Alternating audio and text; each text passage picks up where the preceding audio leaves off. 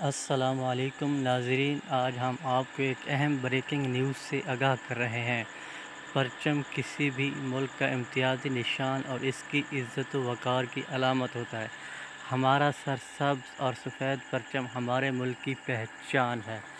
آج پاکستان کی 75ویں یوم آزادی کے موقع پر ہم آپ کو بتاتے ہیں کہ ہمارا پرچم سب سے پہلے کب اور کہاں لہرایا گیا تھا۔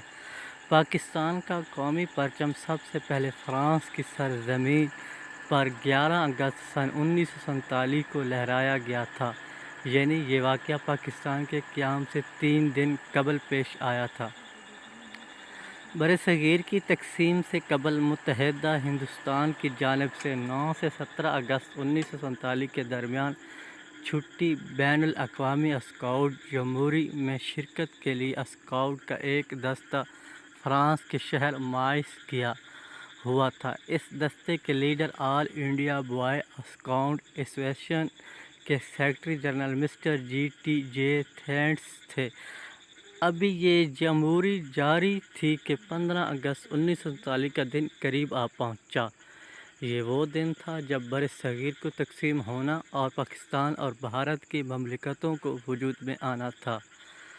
چنانچہ اس دن کی اہمیت کے پیش نظر جمہوری میں شریک تمام ہندوستانی اسکاؤٹ نے فیصلہ کیا کہ وہ 15 اگست 1947 کو اپنے اپنے ملک کے پرچم جمہوری میں لہرائیں گے۔ اس دستے میں جو اسکاؤٹ بھارتی علاقے سے تعلق رکھتے تھے وہ اپنا پرچم اپنے ہمراہ لے کر گئے تھے، جبکہ پاکستانی علاقے سے تعلق رکھنے والوں کو اپنے پرچم کی ترتیب اور بناوٹ معلوم نہیں تھی۔ ادھر کراچی 11 اگست 1947 کو دستور ساز اسمبلی نے پاکستانی پرچم کی منظوری دی، جو اخبارات کی مدد سے ان کے اسکاؤٹ تک پہنچ گئی۔ پاکستانی علاقے سے تعلق رکھنے والے اسکاؤٹ سے قریشی محمد اقبال اور عنایت اللہ گروی کو اپنے لیڈر رول ملی اور انہیں یہ ذمہ داری سونپی دی گئی۔ اس پرچم کے لیے سبز رنگ کا کپڑا شملہ کے ایک ہندوستان مدن مومن نے اپنی پگڑی سے اور سفید کپڑا ملتان کے ایک اسکاؤٹ عباس علی گرزی نے اپنی قمیض پھاڑ کر فراہم کیا۔ اسکاؤٹ گائیڈ نے اس پرچم کو سینے کی ذمہ داری سنبھالی۔ ہندوستان کے لیڈر جی ٹی آئی نے فیصلہ کیا تقریب میں پاکستانی پرچم ایک ہندو اسکاؤٹ سے مل کر پرچم قریشی محمد اقبال لہرائیں گے۔